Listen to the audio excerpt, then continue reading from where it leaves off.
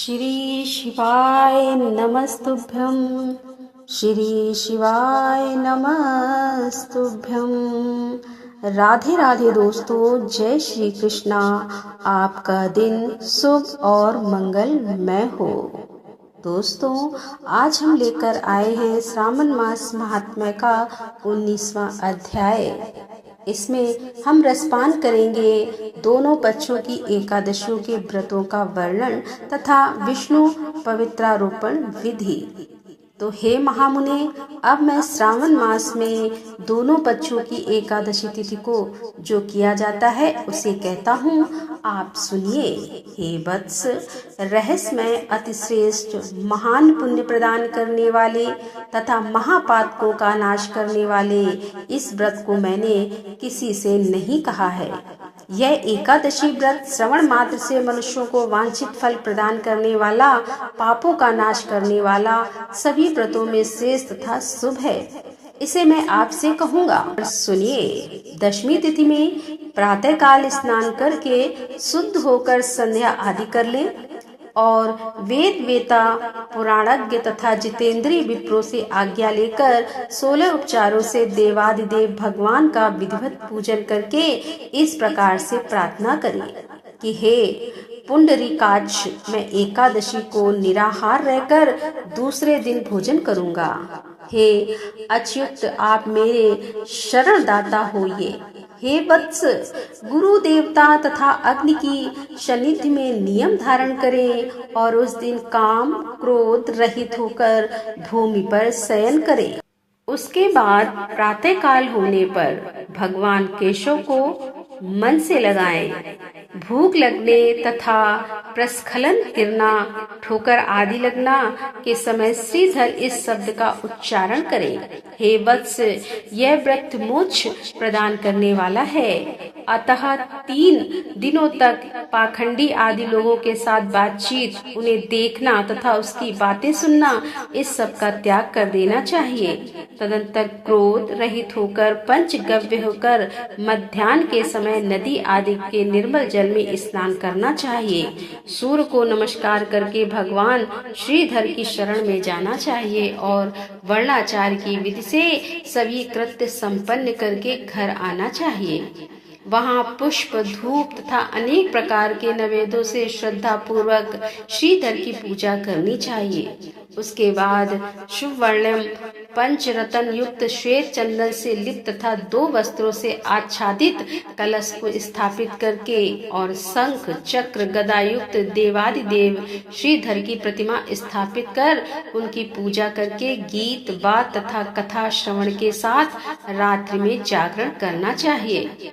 इसके बाद विमल प्रभात होने पर द्वादशी के दिन विधिवत पूजन करके कृत्य होकर बुद्धिमान को चाहिए कि श्रीधर नाम का जप करे। इसके बाद उन शंख चक्र तथा गदा धारण करने वाले देवादिदेवेश श्रीधर की पुनः पूजा करे और स्वर्ण दक्षिणा सहित कलश ब्राह्मण को प्रदान करे। उस समय ब्राह्मण को विशेष करके नवनीत अवश्य प्रदान करे।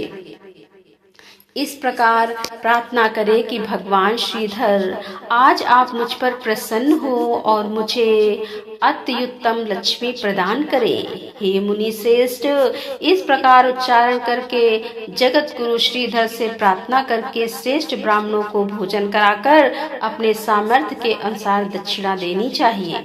उसके बाद सेवकों आदि को भोजन कराकर गायों को घास खिलानी चाहिए। इसके बाद मित्रों तथा बंधु बांधवों समेत स्वयं भोजन करना चाहिए। हे सनत कुमार, मैंने आपको यह श्रावण मास की शुक्ल पक्ष की एकादशी व्रत विधि बतला दी।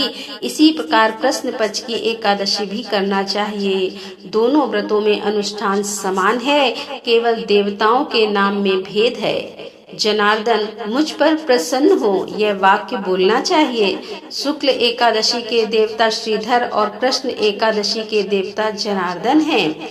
हे सनत कुमार, यह मैंने आपसे दोनों एकादशियों के व्रत का वर्णन कर दिया। इस एकादशी के व्रत के समान पुण्य व्रत ना तो कभी हुआ है और ना ही होगा। आपको यह व्रत गुप्त रखना चाहिए और दुष्ट हृदय वाले को नहीं प्रदान करना चाहिए। ईश्वर सुरेश्वर जी बोले कि हे सनत कुमार, अब मैं द्वादशी तिथि में होने वाले श्री हरि को पवित्रारोपण व्रत का वर्णन करूंगा। पिछले अध्याय में देवी की कही गई पवित्रारोपण विधि के समान ही इसका भी पवित्रारोपण है। इसमें जो विशेष बात है उसे मैं बताऊंगा, सावधान चित होकर सुनिए। हे महामुनि, इस व्रत के लिए जो अधिकारी बताया गया है उसे आप सुने। ब्राह्मण, क्षत्रिय, वैश्य, शूद्र तथा स्त्री, इन सभी को अपने धर्म में स्थित होकर भक्ति पूर्वक पवित्रारोपण करना चाहिए। सतयुग में मणिमय, त्रेता में शून्यमय और द्वापर में रेशम का और कलयुग में कपास का सूत्र पवित्रक के लिए बताया गया है। सन्यासियों को शुभ मानस पवित्रारोपण करना चाहिए। बनाए गए पवित्रक को सर्वप्रथम बांस की सुंदर टोकरी में रखकर शुद्ध वस्त्र से ढककर भगवान के सम्मुख रखें और इस प्रकार कहे कि हे प्रभु, क्रियालोप के विधान के लिए जो आपने आच्छादन किया है, हे देव, आपकी प्रसन्नता के लिए मैं इसे करता हूँ। हे देव, मेरे इस कार्य में विघ्न न उत्पन्न हो। हे नाथ, मुझ पर दया कीजिए। हे देव, सब प्रकार से सर्वदा आप ही मेरे परम गति हैं। हे जगतपते, मैं इस पवित्रक से आपको प्रसन्न करता हूँ। ये काम, क्रोध आदि मेरे व्रत का नाश करने वाले ना हो। हे देवेश, आप आज से लेकर वर्ष पर्यंत अपने भक्त की रक्षा करें। आपको नमस्कार है। इस प्रकार कलश में देवता की प्रार्थना करके बांस के शुभ पात्र में स्थित पवित्रक की आदर पूर्वक प्रार्थना करनी चाहिए। हे पवित्रक, वर्ष भर की गई पूजा की पवित्रता के लिए विष्णु लोक से आप इस समय यहाँ पधारे। आपको नमस्कार है। हे देव, मैं विष्णु के तेज से उत्पन्न मनोहर, सभी पापों का नाश करने वाले तथा सभी कामनाओं को पूर्ण करने वाले इस पवित्रक को आपके अंग में धारण कराता हूँ। हे देवेश, हे पुराण पुरुषोत्तम, आप मेरे द्वारा आमंत्रित हैं, अतः आप मेरे समीप पधारे। मैं आपका पूजन करूंगा। आपको नमस्कार है। मैं प्रातः काल आपको यह पवित्रक निवेदन करूंगा। उसके बाद पुष्पांजलि देकर रात्रि में जागरण करना चाहिए।